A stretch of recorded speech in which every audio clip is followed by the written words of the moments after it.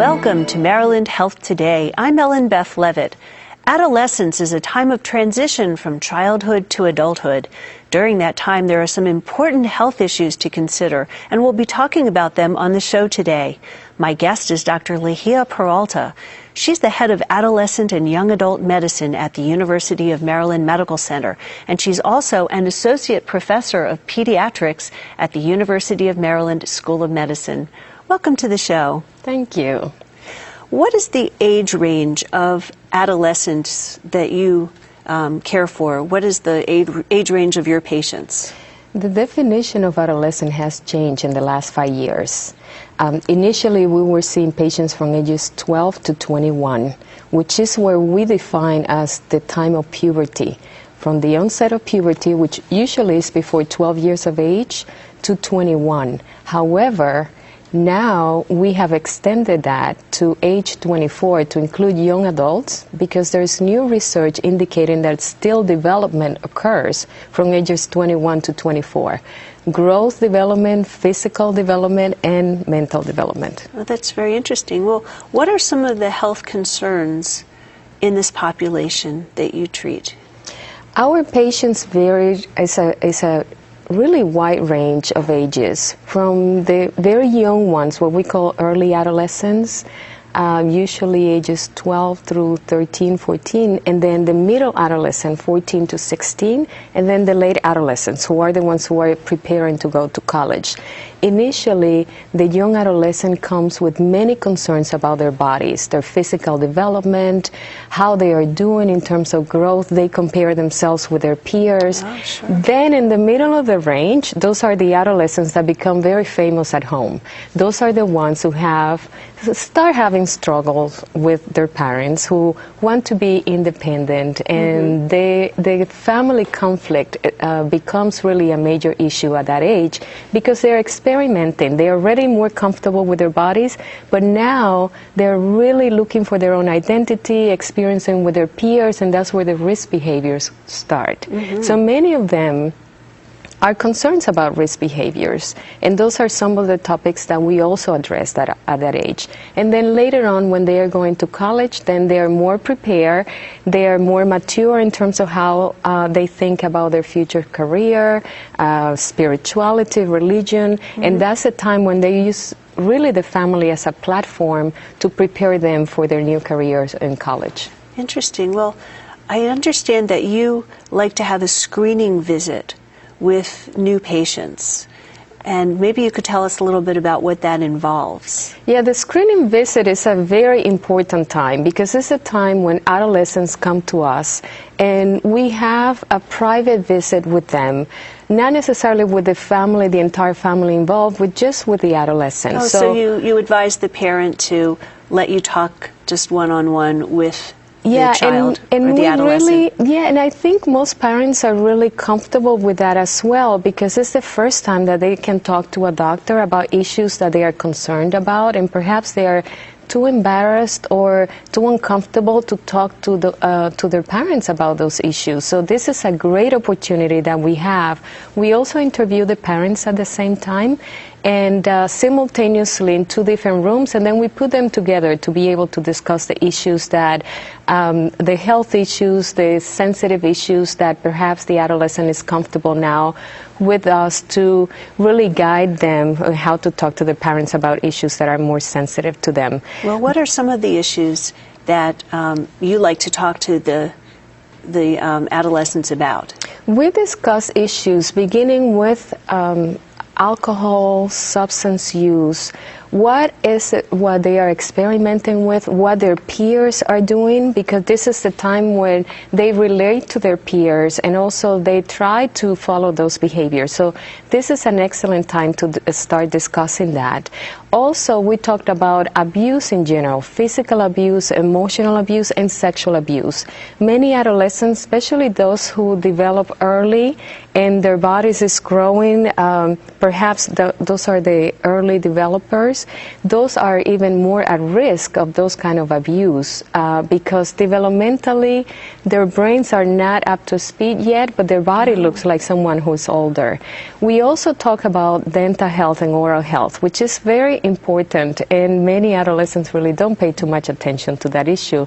And immunizations. This is the first time that we are addressing immunization at that age, because for a little while, years before in past visits, they haven't had any immunization. So now we are introducing new ones, and we definitely talked to them about those illnesses that can be prevented with immunizations that we have available now. Right, and I guess sexuality might be something that a teenager would be more comfortable bringing up with you than perhaps asking questions of a parent. Absolutely, and we discuss from abstinence to what their peers are doing, how they feel comfortable with the behaviors they see around, and also what they are experiencing now. This is also a critical time to discuss their identity. Some youth may be confused about who they are. They may feel that they have different sexual orientation, and perhaps there's a time of confusion because their brain is developing. So we help them through that time, and also we help them to talk to their parents about their fears that they may have about sexual behavior issues. And TB screening is also on your list. Is that something that's new, a new recommendation for adolescents? Tuberculosis screening really has been an old recommendation, but we emphasize now that for teens who really need to be screened because they are at risk, they may be living in situations that are unique, such as group homes, or they may have crowded environment, and they may be having relatives who come from overseas. They may travel now to different places overseas, and they may have been in contact or exposed to TB. So this is the ideal time to start screening for it again. I would think that adolescent girls have some questions about menstruation, especially the younger ones, 11, 12, 13-year-olds. Is that true? Young girls are very, very worried about their menstrual periods. Really? Yeah, experiencing menstrual bleeding for the first time is a very unique, really, That's true. Experience with their bodies. So many of them are not prepared to do that. So before they have their first period, this is a time when we talk to them about what is going to happen and prepare them for it. Also, we discuss what is normal about their periods. Adolescents may have the first 2 years of their cycle, their menstrual cycle, could be totally irregular. They may see their periods one time only and don't see it again for 2 years, so they may have very irregular periods, irregular bleeding. And also we talk to them about that the period could fluctuate from 21 days to 40 days, so it's a long range. So that way they don't feel uncomfortable or don't get worried. Correct, and also we indicate to them that young women may take up to 5 or 7 years to become regular in what the periods are going to be like. Is obesity a major concern now that you and your colleagues have for the teenagers out there? The obesity epidemic is really impacting adolescents. Perhaps from all the childhood years, this is the time when we see really the highest rates of obesity. When we compare obese children and obese adolescents, we see that from the 80s to 2004, not only we double the number of young people who are overweight or obese, but it's up to 17% of them are now, or they have body mass index, which is really weight and height divided by height, that we see a big jump, and they go beyond the 95th percentile for a really almost 20% of our young people. So this is an epidemic that is definitely impacting adolescents. And those statistics that you referenced were several years ago, so the problem really probably has gotten even worse. Correct. The problem continues until the statistics catch up with it, I guess. Absolutely, and this is a major concern that needs to be addressed at the level of the family. that we use our primary care visit to really discuss that. But one interesting thing is many adolescents don't think about the long-term side effects or the long-term effects of obesity. They think about their psychosocial impact. When they are young, they're looking at their bodies and they say, am I going to be attractive to someone? But they don't think about the high blood pressure, the cholesterol problems, the diabetes, and some of the other issues that really impact our young people, especially the ones of color.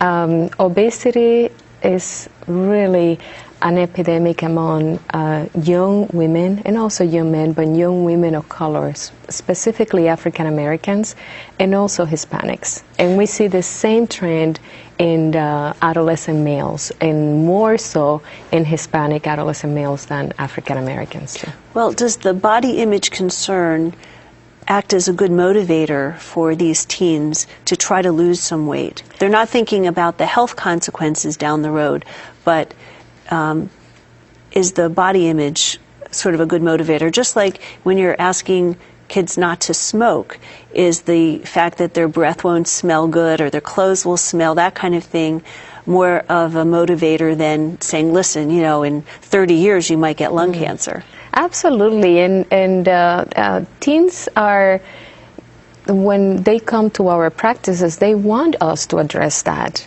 When we go to school and give talks to young teens, early teens, they're also very conscious about that, and they would like us at all times to be able to address that topic, but many of them are fearful about it. So we bring it up as part of the nutrition, as part of the exercise, and we use not only their developmental stage that they think it is important to look good, but also we bring the real education about what are the consequences, what happened when you are 14 or 15 years old. Like I had a patient last week whose cholesterol is already way beyond what an adult would have. Really? You know, with already hypertension, diabetes, etc. So this is a critical time when we talk to them.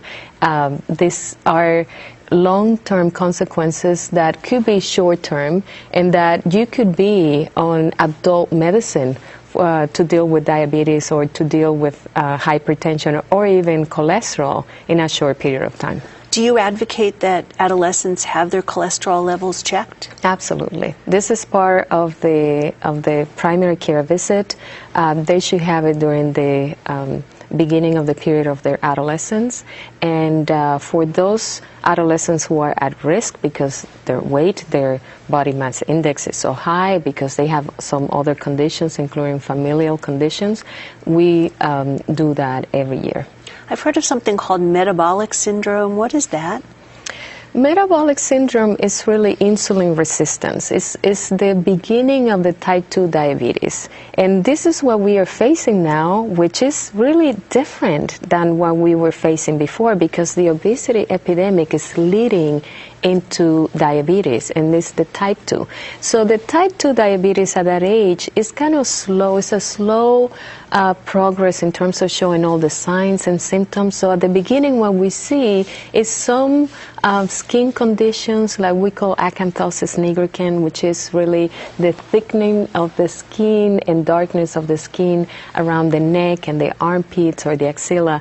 So at that time, this is when we just do the screening, and if we see anything abnormal, we'll go ahead and take also insulin levels.